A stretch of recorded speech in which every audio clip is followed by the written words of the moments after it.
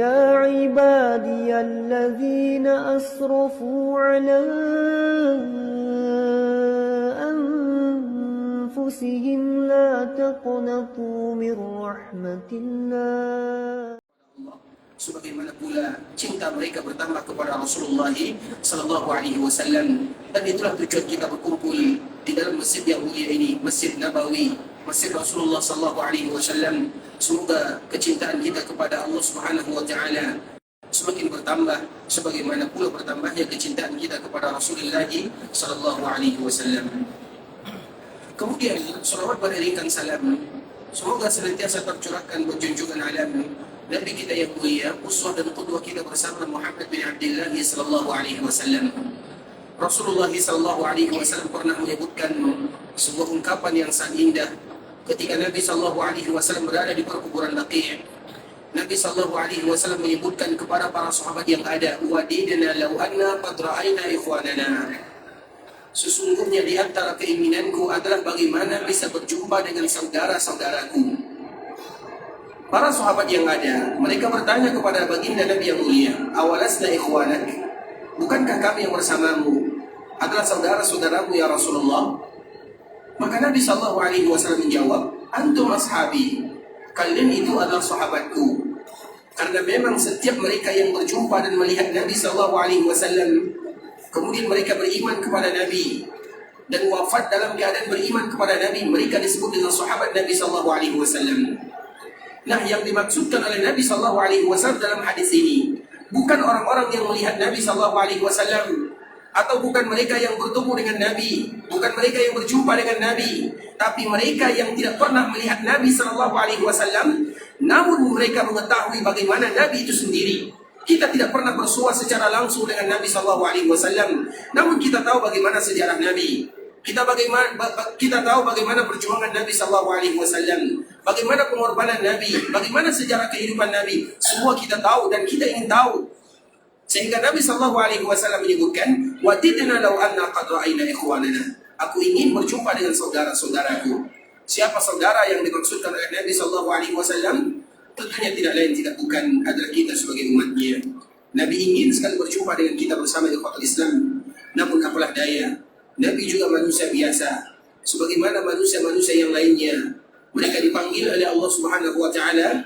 Begitu juga dengan baginda Nabi yang mulia sallallahu alaihi wasallam. Suatu saat nanti Nabi pun akan dipanggil oleh Allah Subhanahu wa taala.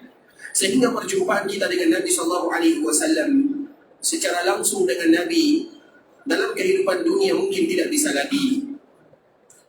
Walaupun ada sebahagian umat Nabi sallallahu alaihi wasallam yang diberikan hadiah oleh Allah, mereka bisa melihat Nabi dalam mimpi, namun dalam keadaan terjaga tidak mungkin lagi.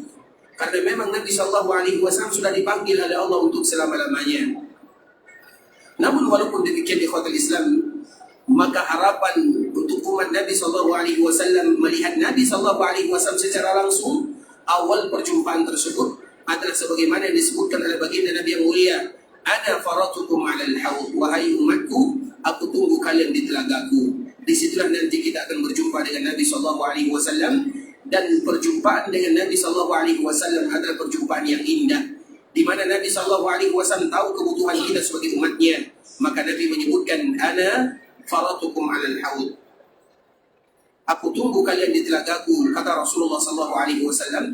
Artinya Nabi menunggu kita ibarat orang yang sudah menunggu umatnya sekian lama waktunya, sehingga Allah Subhanahu wa taala menitipkan untuk Nabi yang mulia sebuah nikmat yang disebut dengan telaga, dan telaga ini merupakan hadiah pertama dari Nabi sallallahu alaihi wasallam kepada umatnya. Pertama kali mereka berjumpa dengan Rasulullah sallallahu alaihi wasallam.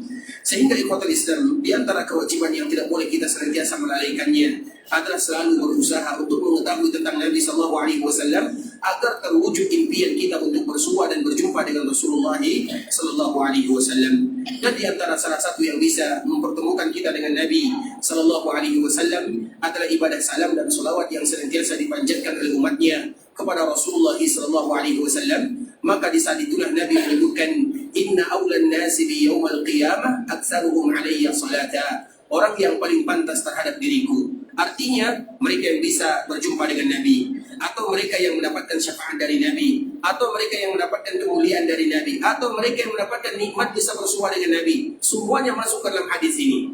Inna awlan nasi bi yaumal qiyamah, di hari kiamat kata Nabi SAW, yang paling pantas terhadap diriku adalah mereka yang paling banyak mengucapkan selawat kepada Rasulullah SAW.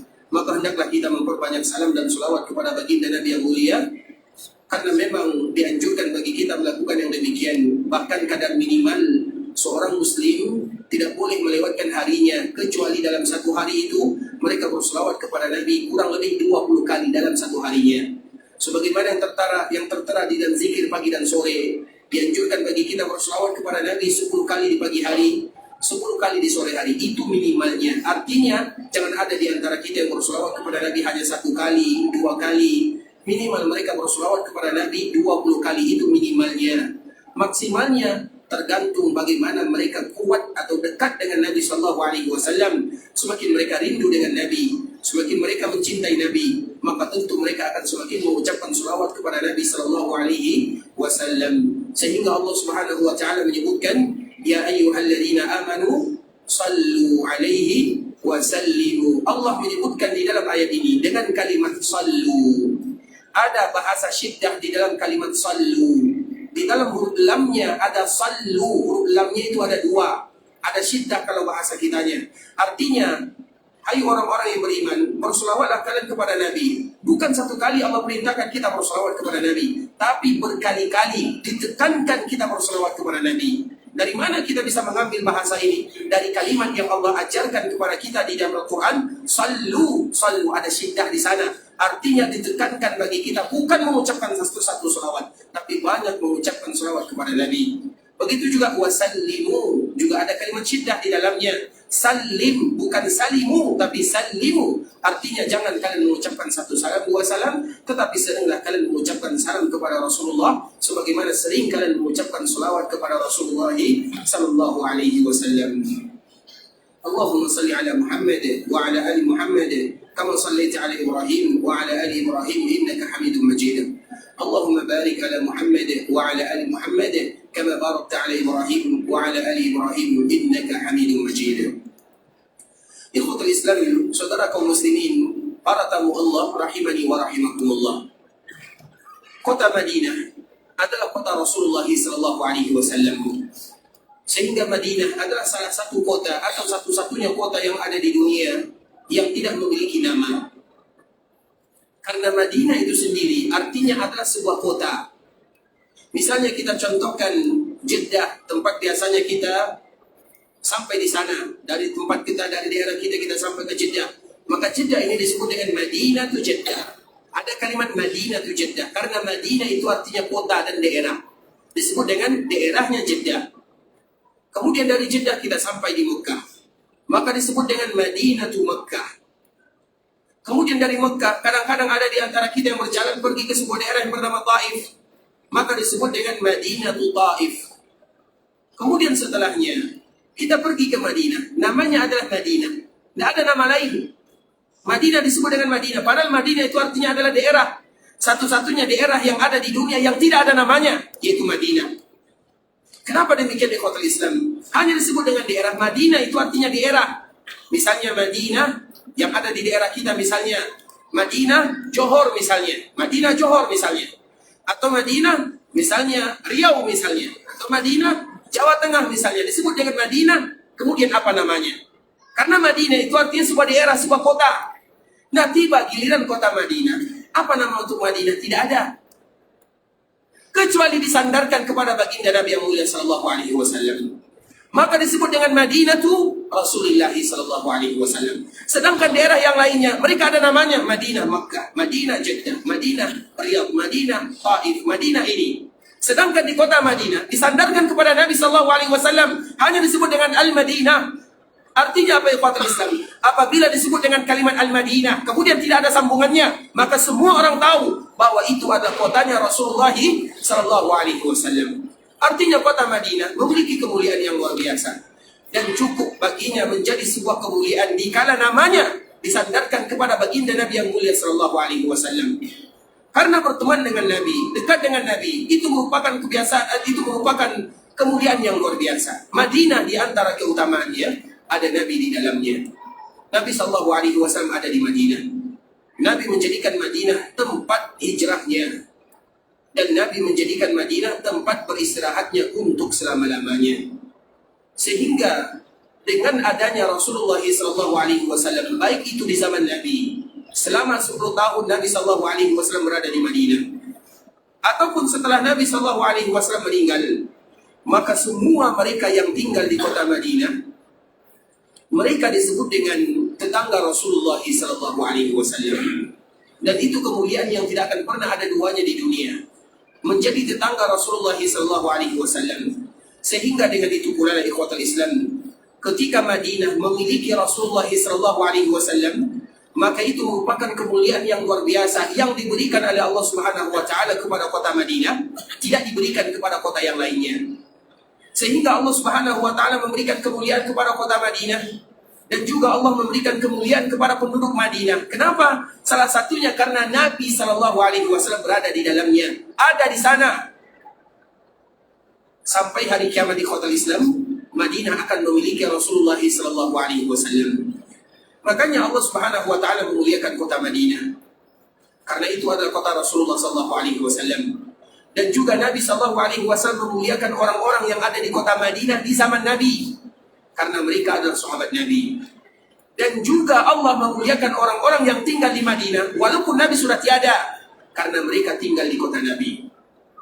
Salah satu contohnya ikhwatul Islam yang harus kita ketahui, terutama bagi kita yang ada di kota Madinah. Karena kota Madinah, kita harus tahu ada hak dan kewajiban yang harus kita lakukan.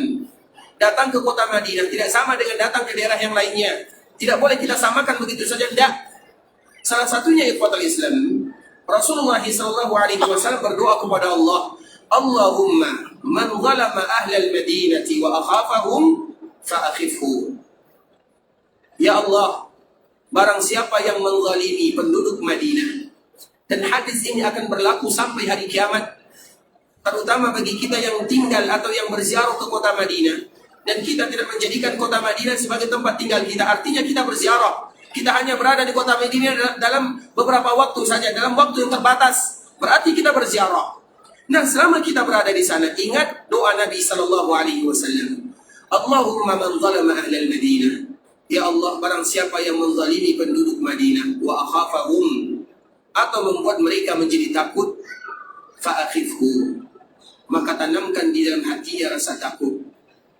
Artinya ikhwatul Islam, dikala kita melakukan kezaliman terhadap saudara kita yang lainnya di luar kota Madinah, itu adalah sebuah kejahatan yang luar biasa. Karena memang kita tidak boleh melakukan kezaliman kalau di daerah yang lainnya. Tapi kalau kezaliman tersebut kita lakukan di kota Madinah untuk penduduk Madinah, maka ada ancaman yang luar biasa dari baginda Nabi yang mulia. Salah satunya Allah yang akan memberikan balasan terhadap dirinya di dunia sebelum Allah berikan balasan untuknya di akhirat sana. Dan tidak sampai di situ saja. Wa alaihi la'natullah wal malaika wan nasi ajma'in. Dan untuknya ada ancaman laknat dari Allah, dari malaikat dan dari semua manusia. Mereka yang menzalimi penduduk Madinah, Allah yang akan melaknatnya, malaikat juga yang akan melaknatnya, dan semua manusia yang melaknatnya. Bukan sampai di situ saja. Nabi kembali melanjutkan, la yaqbalullahu minhu sarfun wala adlun. Dan Allah Subhanahu wa taala tidak menerima darinya ibadah yang mereka lakukan. Artinya ikhwatul Islam, itu merupakan ancaman dari Allah Subhanahu wa taala. Karena Allah ingin memuliakan penduduk Madinah, sebagaimana Allah juga ingin memuliakan kota Madinah. Kenapa demikian? Alasannya karena kota ini adalah kota Nabi SAW, dan Nabi SAW akan berada di kota Madinah untuk selama-lamanya. Oleh karenanya, ketika kita berada di kota Madinah, kita harus mengetahui apa hak dan kewajiban yang harus kita lakukan. Datang ke kota Madinah tentunya tidak sama dengan datang ke tempat-tempat yang lainnya. Sebagaimana juga kita harus tahu ikhwatul Islam, kota Madinah adalah kota yang paling dicintai oleh Rasulullah SAW. Secara umum, Makkah merupakan kota yang dicintai oleh Nabi. Namun apalah daya, Nabi tidak diterima berdakwah di sana. Dikala Nabi SAW ingin dibunuh, orang-orang Mekah mereka sepakat ingin membunuh Nabi SAW dari semua kabilah yang ada. Mereka mengeroyok Nabi SAW dalam setiap kabilah mereka mengutus satu orang untuk membunuh Nabi Sallallahu Alaihi Wasallam. Di saat itu pula Nabi terpaksa meninggalkan Mekah. Kemudian dikala Nabi meninggalkan Mekah, Nabi menyebutkan, Wallahi innaki la khairu ardillah wa ahabbu ardillahi ilallah walaula anni ukhrijtu minki ma kharajtu. Demi Allah, wahai Mekah, sesungguhnya engkau adalah tanah yang paling baik dan engkau adalah tanah yang paling dicintai oleh Allah. Kalaulah aku tidak diusir, aku tidak akan pernah keluar untuk selama-lamanya. Artinya apa, ikhwatul Islam? Secara umum, Makkah adalah tanah yang paling dicintai oleh Nabi. Mengapa pula Nabi tidak mencintai Makkah? Karena itu adalah kota yang diharamkan oleh Allah Azza wa Jalla, kota yang paling dicintai oleh Allah Subhanahu wa Ta'ala. Namun orang-orang Makkah di awal dakwah baginda Nabi yang mulia 13 tahun lamanya mereka tidak menerima Rasulullah SAW. Kemudian Nabi SAW hijrah ke kota Madinah. Sampai di kota Madinah, Nabi disambut dengan riang gembira. Bagaimana perjuangan orang-orang Madinah menyambut Nabi SAW? Mereka membuka lebar rumahnya, tanahnya, tempat tinggalnya untuk baginda Nabi yang mulia dan untuk orang-orang yang hijrah bersama Nabi SAW. Penduduk Madinah, mereka tidak hanya menerima Nabi, tapi mereka menerima semua orang yang hijrah ke kota Madinah. Dan kalimat hijrah adalah kalimat yang ada sebelum terjadi Fathu Makkah. Sebelum terjadi Fathu Makkah maka disebut dengan hijrah. Setelah terjadi Fathu Makkah maka tidak ada lagi yang namanya istilah hijrah.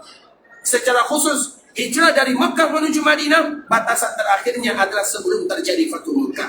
Karena setelah terjadi Fathu Makkah tidak ada lagi gunanya hijrah, karena Makkah sudah berada di tangan kaum muslimin. Namun sebelum terjadi Fathu Makkah, semua mereka yang hijrah maka mereka disebut dengan muhajirin. Walaupun berbeda derajatnya, walaupun berbeda mereka yang pertama kali hijrah dengan mereka yang terakhir hijrah.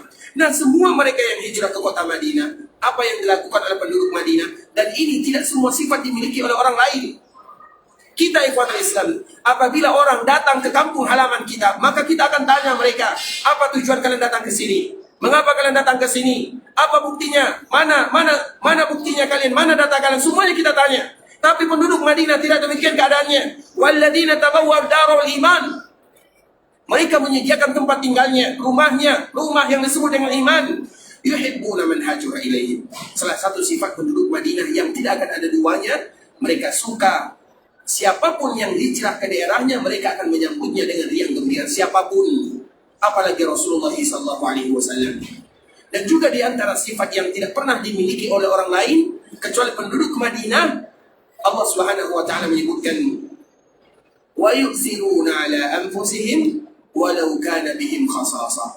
Mereka memiliki sebuah sifat yang bernama al-isar. Al-isar itu ikhwatul Islam terbagi kepada dua. Yang pertama isar dalam masalah agama, dan yang kedua isar dalam masalah dunia. Isar itu artinya mendahulukan saudara dibandingkan dengan diri sendiri. Itu namanya isar, mendahulukan saudara dibandingkan dengan diri sendiri. Dan itu dimiliki oleh penduduk Madinah. Tapi isar itu ada dua. Dalam masalah agama, kita tidak boleh mendahulukan saudara kita dibandingkan dengan diri, karena kita harus berlomba-lomba mencari surga.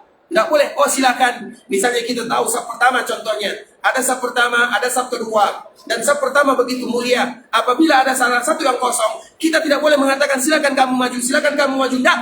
Siapa yang pertama kali maju, dia silakan. Karena itu masalah agama.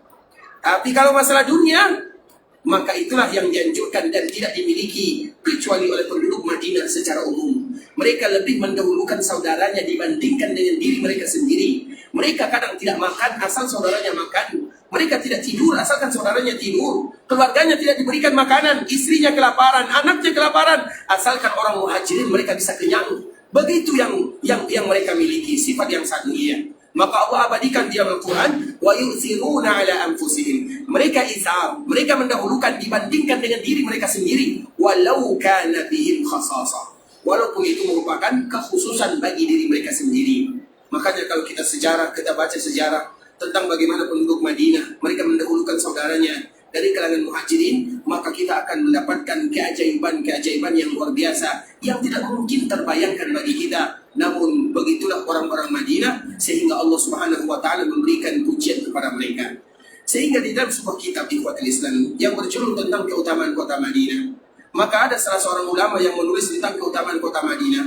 Mereka menyebutkan, atau ulama ini menyebutkan, setiap kalian yang datang ke kota Madinah, harus kalian bayangkan, kalian datang ke kota Madinah, pasti ada anak-anak muhajirin di sana. Pasti ada cucu cicinya orang-orang muhajirin. Pasti ada cucu dan cicinya orang-orang ansar. Makanya wajar kalau seandainya Allah Subhanahu wa Ta'ala memberikan kemuliaan kepada mereka, karena kebaikan yang dilakukan oleh nenek moyang itu akan bisa mengalir kepada cucu dan cicinya serta keturunannya. Dan itu merupakan hukum yang disebutkan oleh Allah Subhanahu wa Ta'ala. Kita contohkan ikhwatul Islam agar kita mengetahui kenapa Allah Subhanahu wa Ta'ala memuliakan Madinah, kenapa juga Allah Subhanahu wa Ta'ala memuliakan penduduk Madinah. Di dalam sebuah ayat, Allah Subhanahu wa Ta'ala berbicara kepada kita bersama tentang cerita Nabi Musa alaihi salam dan juga salah seorang yang saleh. Para ulama mereka berbeda, apakah dia seorang yang saleh atau diakah seorang nabi yang disebut dengan Khadir, atau istilah kita disebut dengan Khidir, padahal nama di dalam bahasa disebut dengan Khadir. Kemudian di ikhwatul Islam, Imam Bukhari menceritakan tentang cerita yang sangat indah ini, yaitu pertemuan antara Nabi Musa dengan Khadir alaihi wassalam. Kemudian dikala mereka berjumpa, maka terjadilah apa yang terjadi. Di antara salah satu perjumpaan mereka dan kejadian yang sangat indah, ketika mereka berdua berjalan, sampailah mereka di sebuah daerah. Di sebuah daerah ini terkenal dengan daerah yang kedekut, yang sangat kikir, pelit sekali. Daerah yang pelit. Kemudian sampailah Nabi Musa dan Khadir di sana. Ketika mereka sampai, tidak ada satupun yang menjamu Nabi Musa dan Khadir. Artinya semua mereka kikir. Kemudian tiba-tiba, ketika mereka duduk beristirahat, maka mereka mendapatkan sebuah rumah. Rumah ini rumah yang hampir roboh. Kalau tidak diperbaiki, akan roboh. Kalau dia roboh, akan hilang oleh badai, ditutupi oleh pasir, hilang, tidak diketahui lagi ini milik siapa. Maka diperbaikilah oleh Nabi Khidir. Dan dikala Khidir ini ada yang menyebutkan Nabi, ada yang menyebutkan seorang yang saleh. Dikala Khidir ini memperbaikinya, maka Nabi Musa bertanya, wahai Khidir, kenapa engkau memperbaiki rumah yang ada di sebuah daerah, dan daerah tersebut adalah daerah yang terkenal dengan kikirnya? Tidak ada gunanya kita memperbaiki daerah ini, tidak ada gunanya. Artinya kita tidak ada gunanya berbuat baik kepada orang-orang yang kikir, seolah-olah itu yang disebutkan oleh Nabi Musa. Kemudian apa kata Khidir? Hada firaqu baini wa bainik. Karena ini merupakan kesempatan terakhir. Karena memang di antara syaratnya Nabi Musa tidak boleh bertanya kepada Khidir apapun yang dia lakukan. Namun Nabi Musa tetap penasaran. Akhirnya dia bertanya. Maka Nabi Khidir menjawab, ini adalah perpisahan antara diriku dan dirimu. Kemudian setelah Nabi Musa dan Khidir ingin berpisah, maka Khidir ini menyebutkan sebuah rahasia yang ada di dalam pekerjaannya. Salah satunya adalah rumah yang tadi diperbaiki. Dia menyebutkan, atau Allah menyebutkan di dalam Al-Quran, karena ayat ini ikhwatul Islam diceritakan oleh Allah dalam surah Al-Kahfi mulai dari ayat 60 sampai ayat 82. Yaitu kurang lebih 22 ayat Allah bercerita tentang Nabi Musa dan Khidir alaihi wassalam, dan juga dibawakan oleh Imam Al-Bukhari dalam kitabnya Sahih Al-Bukhari. Nah, di antara pelajarannya Allah menyebutkan wa ammal jidaru fakana li ghulamaini yatimaini fil Madinah.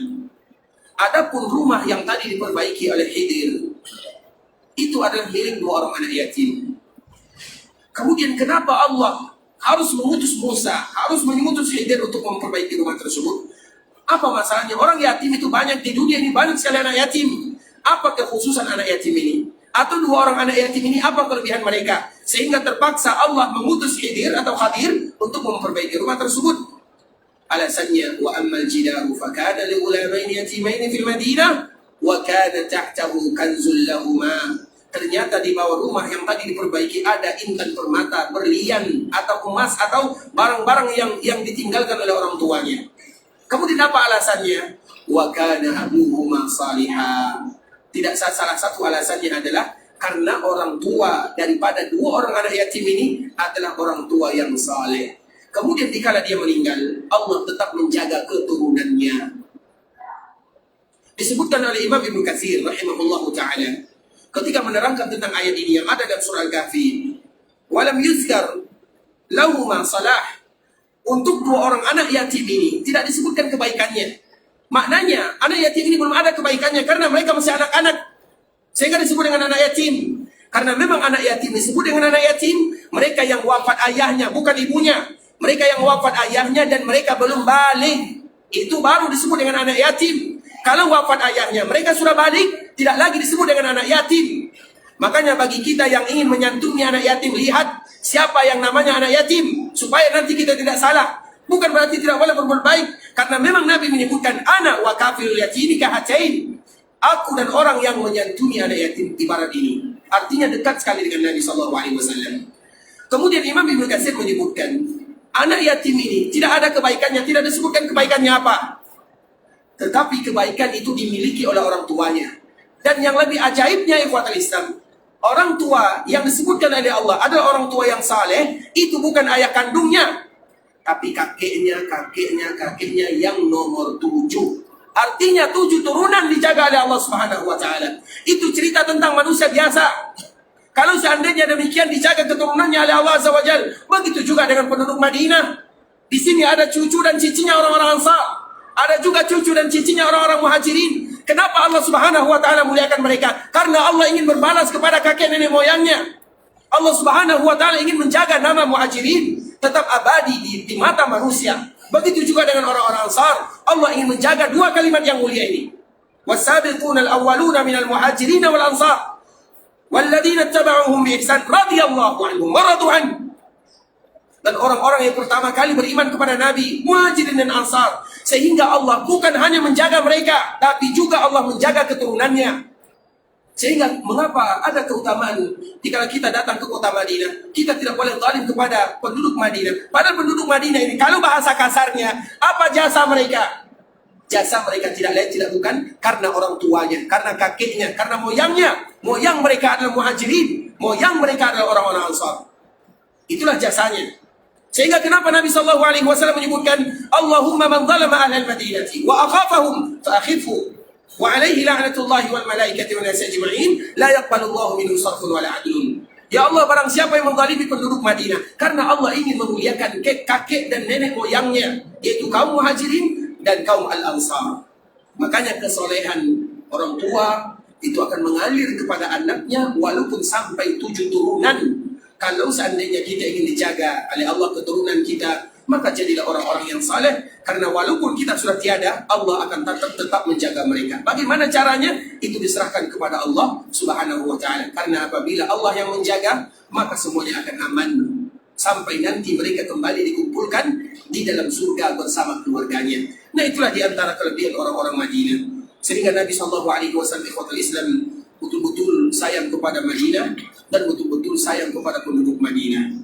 Dan di antara bentuk kasih sayang Nabi SAW kepada penduduk Madinah, Nabi SAW ingin tinggal di Madinah untuk selama-lamanya. Makanya tadi kita menyebutkan kota Madinah ini, walaupun Nabi mencintai Mekah, tapi dikala Nabi masuk ke dalam Madinah, tinggal di Madinah, hijrah di Madinah, maka Madinah sudah berubah menjadi sesuatu yang indah di dalam hati dan jiwa Muhammad bin Abdullah sallallahu alaihi wasallam. Dan bagi kita yang datang ke kota Madinah ikhwatul Islam, ada sebuah kalimat yang disebutkan oleh Nabi sallallahu alaihi wasallam yang dibawakan oleh ibunda kita Aisyah radhiyallahu taala anha. Nabi sallallahu alaihi wasallam menyebutkan, Allahumma habbib ilaina al-Madinah ka hubbina Makkah aw ashadd.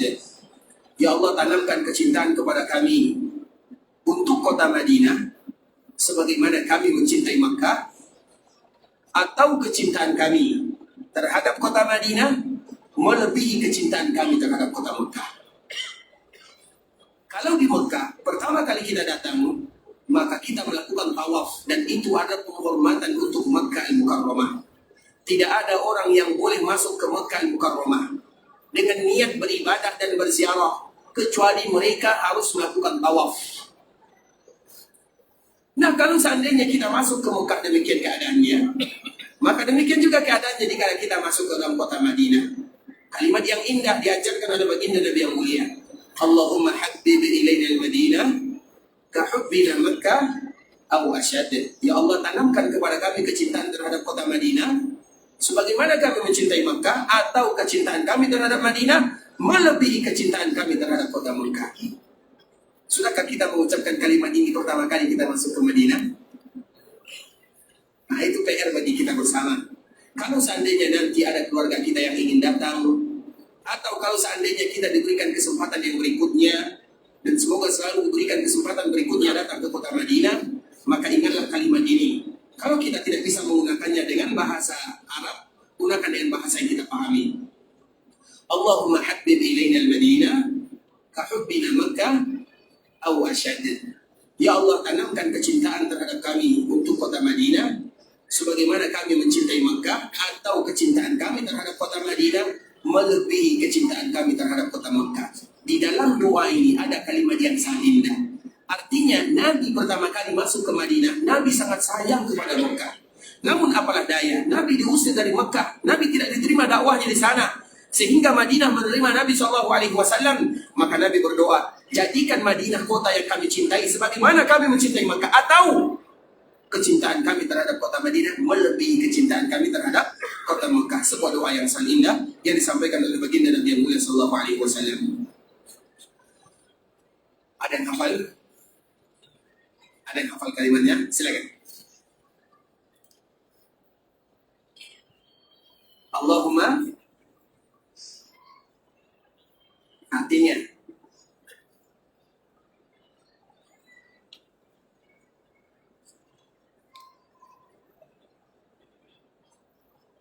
Masya Allah, barakallahu fiik, silakan. Masya Allah. Ini doanya pas ada di belakang ini ya. Nanti kalau ada yang ingin bertanya, ini di doanya di belakang sini dan juga ada di dalam kita. Silakan, barakallahu fiik. Awal jika khair. Masya Allah, semoga Allah. Tapi dengan syarat dibaca ya. Itu kitabnya Syarah Madinah dan keutamaannya, karena semua yang kita sampaikan itu kami tulis di dalamnya, dan salah satunya adalah kalimat-kalimat yang dianjurkan bagi kita untuk mengucapkannya. Nah, itu merupakan kalimat yang dianjurkan bagi kita mengucapkannya dikala kita berada di kota Madinah atau memasuki kota Madinah, sebagaimana kalimat ini juga dibaca oleh baginda Nabi yang mulia sallallahu alaihi wasallam. Kenapa demikian ikhwatul Islam? Karena Madinah di antara salah satu namanya adalah Al-Habibah. Apa arti Al-Habibah? Kalau kita bercerita atau berbicara kepada keluarga kita, kemudian misalnya keluarga kita merajuk, maka kita akan berusaha untuk bercerita dengannya, berbicara dengannya, dan kita pun akan mengeluarkan kata-kata ini, anti habibati. Anti habibati. Apa arti anti habibati? Engkau adalah kekasih hati. Itulah nama kota Madinah, Habibah. Artinya bahwa Madinah itu merupakan kekasih hati kita bersama. Dari mana kalimat ini diambil? Dari doa Nabi sallallahu alaihi wasallam. Allahumma habbib ilaina al-Madinah kahubbina Makkah aw asyad. Ya Allah, tanamkan kepada kami cinta kepada kota Madinah sebagaimana kami cinta kepada kota Makkah, atau melebihi kecintaan kami terhadap kota Makkah itu sendiri. Dari sisi ini berarti kita wajib mencintai kota Madinah melebihi kecintaan kita terhadap kota Makkah. Dari sisi ini, karena memang secara umum Makkah mulia dia, tapi ada beberapa sisi yang menunjukkan bagaimana kemuliaan kota Madinah. Kemudian ikhwatul Islam, Rasulullah SAW juga pernah menyebutkan kepada orang-orang Madinah, dikala Nabi SAW berada di Bukit Safa, dikala terjadi Fathu Makkah, Nabi SAW menyebutkan, wahai orang-orang Ansar, al-mahya mahyakum wal mamatu mamatukum. Wahai orang-orang Ansar, sesungguhnya kehidupan ini adalah kehidupan kalian, dan kematian ini pun adalah kematian kalian. Artinya apa? Aku hidup akan selalu bersama kalian, dan aku wafat juga akan selalu bersama kalian. Maka kemarin kita bercerita ikhwatul Islam tentang akhir daripada kehidupan Rasulullah SAW. Bagaimana wafatnya Rasulullah SAW, dan itu semua adalah bukti cinta Nabi SAW kepada kota Madinah. Jadi kita berbicara tentang Nabi SAW meninggal di Madinah, itu bukan berbicara demikian begitu saja tanpa ada makna di dalamnya, tidak.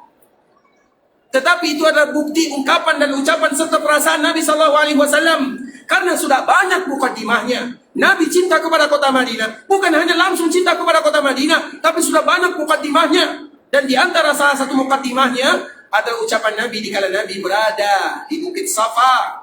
Dikala terjadi Fathu Makkah, Nabi menyebutkan kepada orang-orang Ansar, al-mahya mahyakum.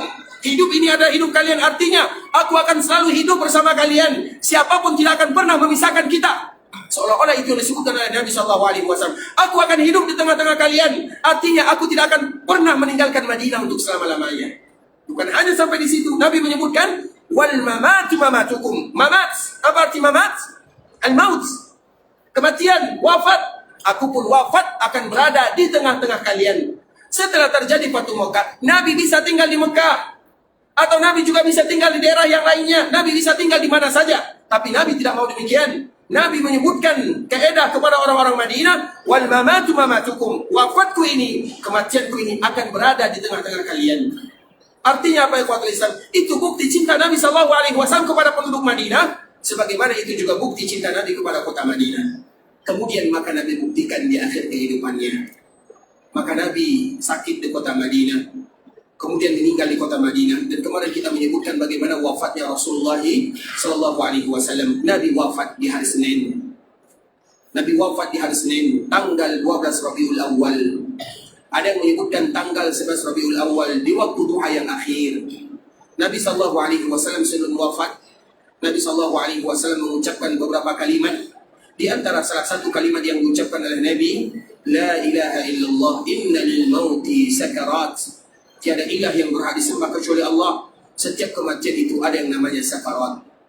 Di dalam lafaz yang lain, Nabi SAW mengucapkan Allahumma ufirli warhamni wa alhiqni birrafiqil a'la. Ya Allah, sayangi diriku, ampunkan dosaku, kumpulkan aku bersamamu. 3 kali Nabi SAW mengulangnya. Kemudian Nabi SAW memberikan isyarat dengan telunjuknya. Walhiqni birrafiqil a'la. Nabi SAW memberikan isyarat dengan telunjuknya. Walhiqni birrafiqil a'la. Kemudian setelah Nabi mengatakan walhiqni birrafiqil a'la 3 kali, malat yaduhu, tangan Nabi SAW terjatuh. Maka di saat itulah Aisyah menyebutkan bahwa Nabi SAW dipanggil oleh Allah Subhanahu wa Ta'ala untuk selama-lamanya. Nabi meninggal di kota Madinah, bukti cinta Nabi SAW kepada penduduk Madinah. Dan bukti cinta kita kepada Nabi SAW bagi kita yang datang ke kota Madinah adalah berziarah ke kuburan Nabi SAW. Makanya kalau ada di antara kita yang datang ke kota Madinah, jangan mereka lewatkan begitu saja. Kota Madinah di antara salah satu yang dianjurkan bagi kita melakukannya, berziarah ke kuburan baginda Nabi yang mulia SAW. Berziarah ke kuburan baginda Nabi yang mulia SAW tidak sama dengan berziarah ke kuburan yang lainnya. Tentu ada kalimat doa, hadiah yang terindah kita ucapkan untuk Nabi. Dan di antara salah satunya ikhwatul Islam, Assalamu alayka ya Rasulullah wa rahmatullahi wa barakatuh. Sallallahu wa sallama wa baraka alayka wa jazaka afdala ma jaza nabiyan an ummati. Keselamatanlah untukmu ya Rasulullah, keberkahan dan rahmat dari Allah, selawat, salam, barakah, dan semoga Allah memberikan kepadamu balasan yang terindah, yang terafdal, sebagaimana Allah memberikan balasan kepada setiap para nabi. Itu merupakan di antara kalimat yang kita ucapkan ketika kita berziarah ke kuburan Nabi. Assalamu alayka ya Rasulullah wa rahmatullahi wa barakatuh. Sallallahu wa sallama wa baraka alaika wa jazaka afdala ma jaza nabiyan an ummati. Siapa yang hafal? Doa yang pertama masuk Madinah, kalau kita tidak hafal tidak masalah. Tapi doa ini kalau tidak hafal, itulah masalah yang sebenarnya. Makanya jangan ada yang keluar dari kota Madinah sebelum mereka hafal kalimat ini. Bisa atau tidak? Jangan ada alasan gara-gara umur ya. Insya Allah bisa. Hanya 3 kalimat saja. Yang pertama, salam. Salam itu semuanya kita hafal. Assalamualaikum warahmatullahi wabarakatuh. Untuk Nabi, Assalamualaikum ya Rasulullah warahmatullahi wabarakatuh.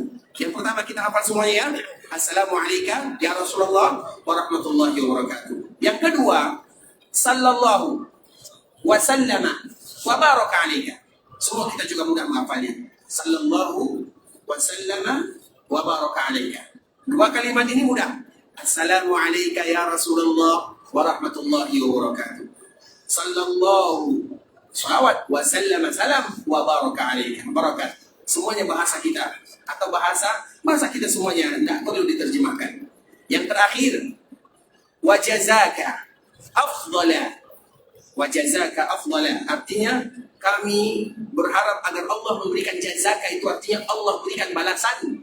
Afdala bukan hanya sekedar balasan, tapi balasan yang paling afdal. Wa jazaka afdala ma jaza nabiyan an ummati. Wa jazaka afdala ma jaza nabiyan an ummati. Wa jazaka afdala ma jaza nabiyan an ummati. Wa jazaka afdala ma jaza nabiyan an ummati. Assalamu alayka ya Rasulullah wa rahmatullahi wa barakatuh. Sallallahu وسلم وبارك عليك وجزاك أفضل ما جزى نبيا عن أمتي. Siapa yang hafal angkat tangannya.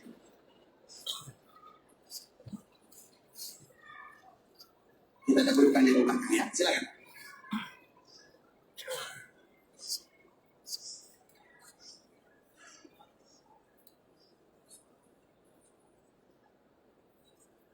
Sallallahu baik.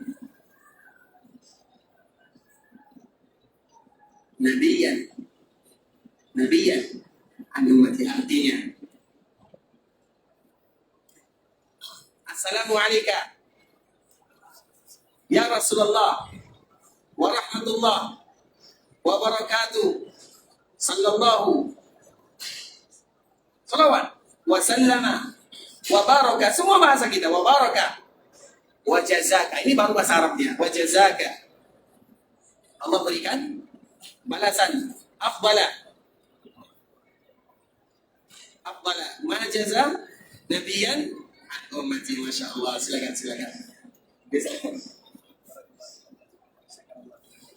Tayyib, yang dari kiri silakan, dari kanan. Ayat kanan kita sama sudah hafal. Kita dahulukan yang kanan ya. Silakan.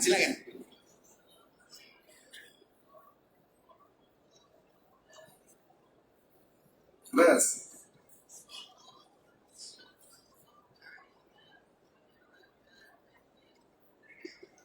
Wajazaka afdala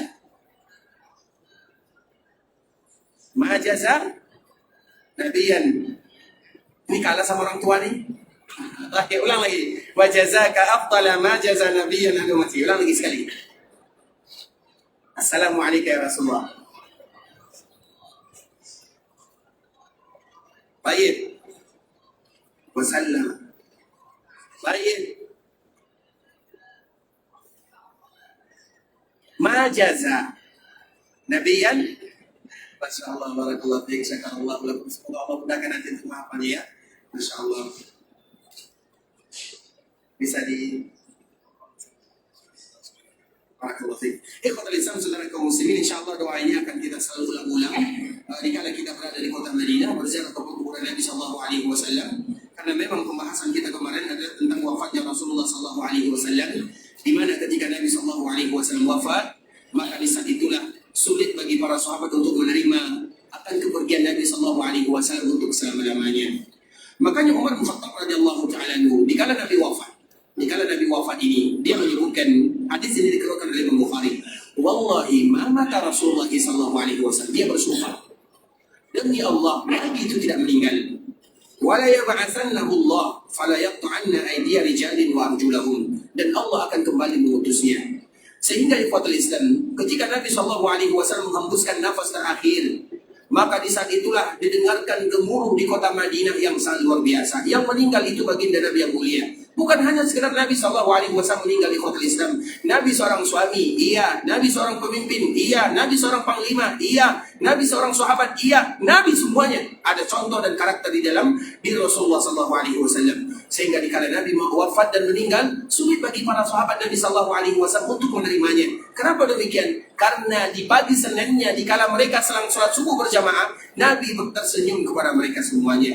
Seolah-olah Nabi akan dikembalikan oleh Allah kepada mereka, berkumpul bersama sahabat Nabi. Namun tiba-tiba di pagi harinya, dikala para sahabat melaksanakan sholat subuh, Nabi tersenyum. Kemudian tiba-tiba ada kabar Nabi SAW wafat. Tidak mudah diterima ikhwatul Islam. Sama dengan kita misalnya, tadi baru kita berjumpa dengan sahabat kita, dengan teman kita. 2 jam setelahnya kita mendapatkan kabar dia sudah meninggal. Sulit bagi kita percaya. Kalau seandainya demikian keadaan kita, bagaimana dengan keadaan sahabat Nabi yang mulia sallallahu alaihi wasallam wa radhiyallahu taala anhum? Sehingga Umar, salah satunya adalah Umar. Umar ini satu-satunya sahabat yang berani mengangkat suara. Yang lain mungkin mereka tidak bisa menerimanya. Sebagaimana disebutkan oleh Anas bin Malik, hatta angkarna qulubana, sampai kami mengingkari hati kami. Maknanya kami mengingkari apa yang terjadi pada hari ini, yaitu wafatnya Nabi sallallahu alaihi wasallam, tidak mudah diterima. Tapi para sahabat yang lain, dikala mereka sulit menerimanya, apalah daya, faktanya di depan mata, Nabi sudah tiada, meninggalkan mereka untuk selama-lamanya. Mau gimana? Itu merupakan takdir Allah Subhanahu wa taala kepada semua para nabi dan para rasul. Sehingga mereka tidak bisa berbicara. Mereka mungkin sulit mempercayainya, tapi mereka tidak bisa berbicara.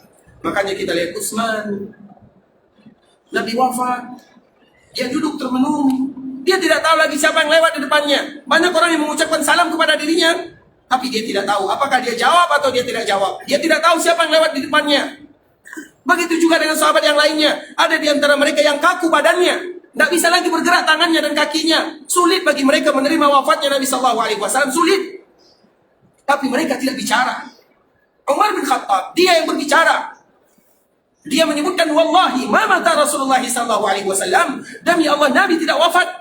Nabi tidak wafat. Kemudian dia menyebutkan perumpamaannya. Tidaklah Nabi SAW kecuali sama dengan Nabi Musa alaihissalam.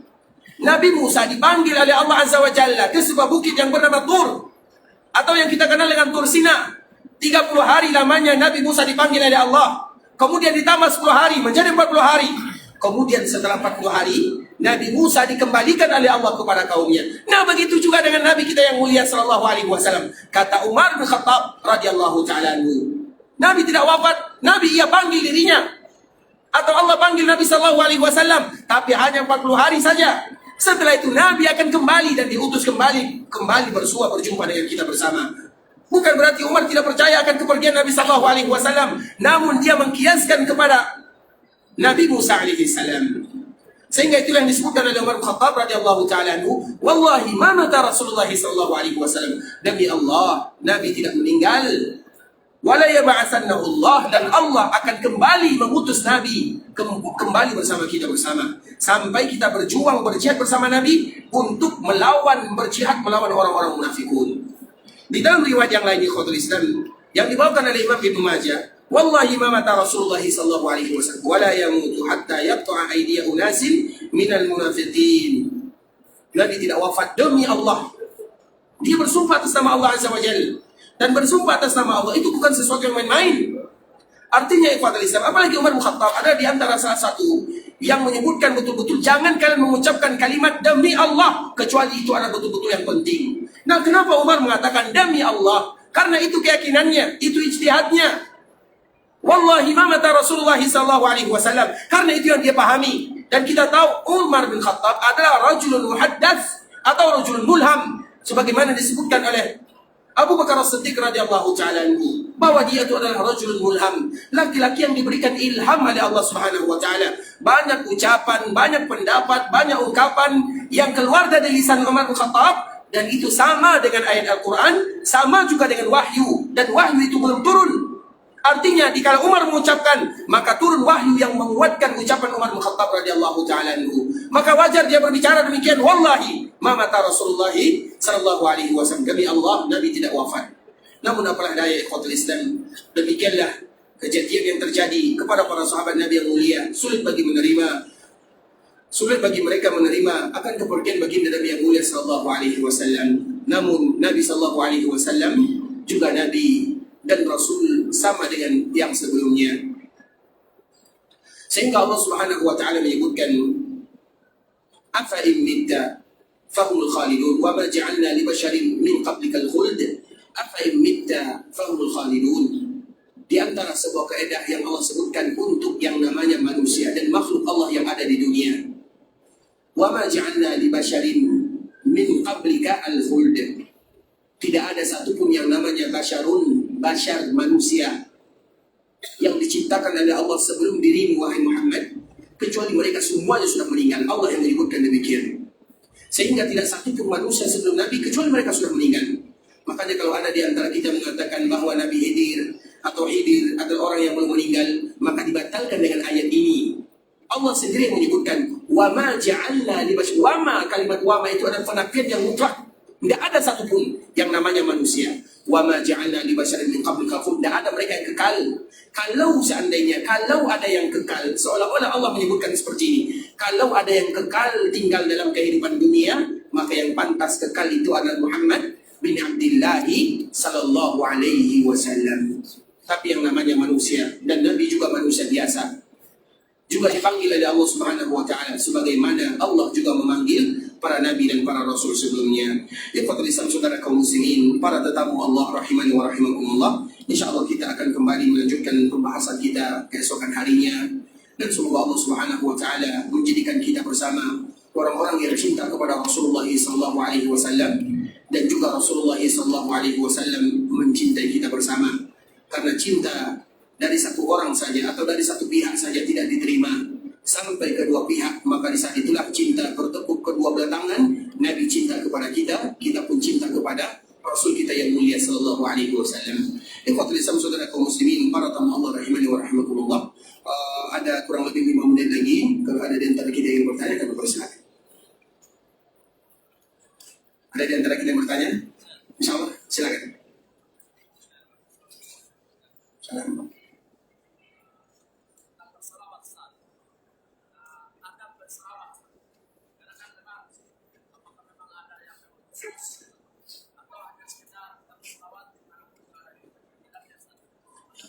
Barakallahu fiikum. Secara singkat, ikhwatul Islam, di antara ibadah yang paling mulia adalah berselawat kepada baginda Nabi Muhammad sallallahu alaihi wasallam. Banyak sekali dalil-dalilnya yang menyebutkan bagaimana keutamaan berselawat kepada Nabi. Kalau kita ingin bersama Nabi, berjumpa dengan Nabi, ingin bermimpi dengan Nabi, ingin mendapatkan syafaat dengan Nabi, semuanya yaitu dengan mengucapkan selawat kepada Nabi kita yang mulia sallallahu alaihi wasallam.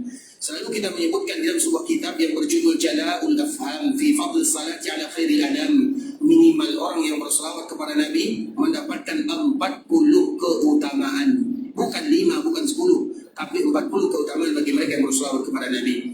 Nah, bagaimana kita berselawat kepada Nabi SAW? Selawat itu adalah bagian daripada zikir.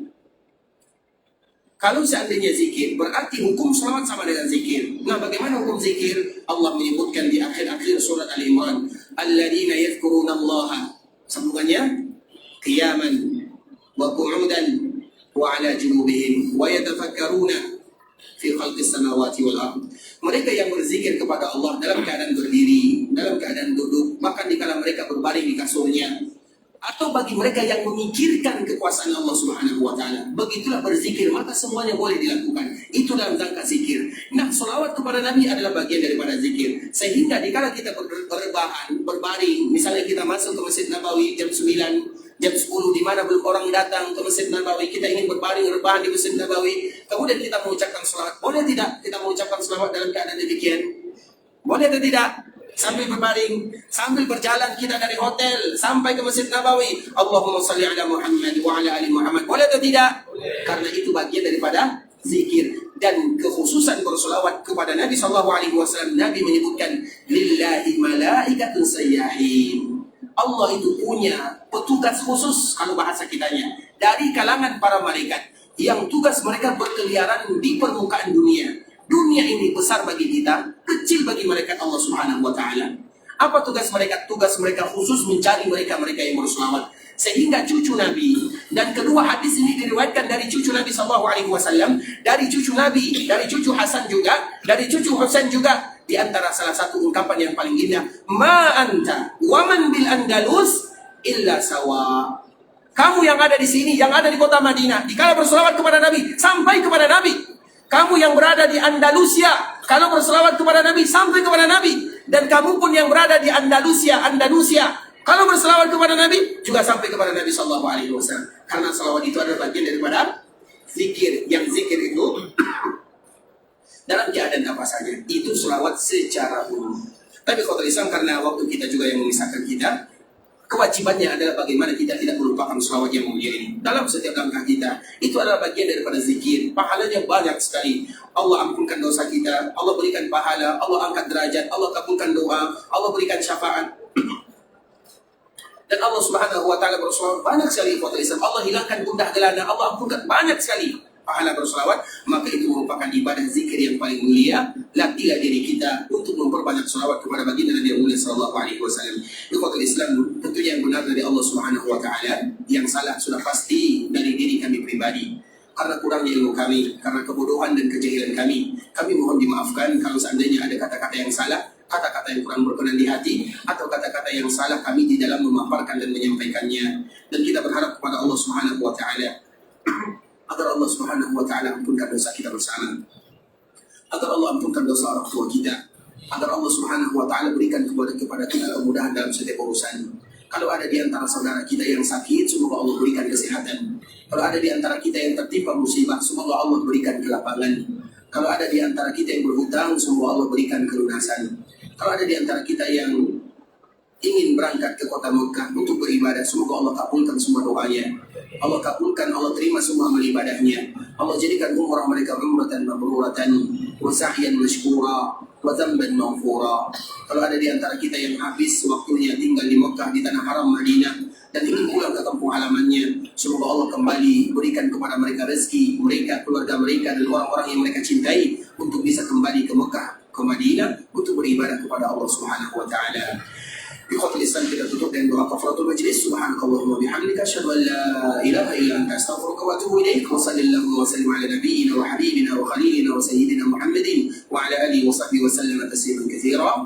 Assalamualaikum warahmatullahi wabarakatuh.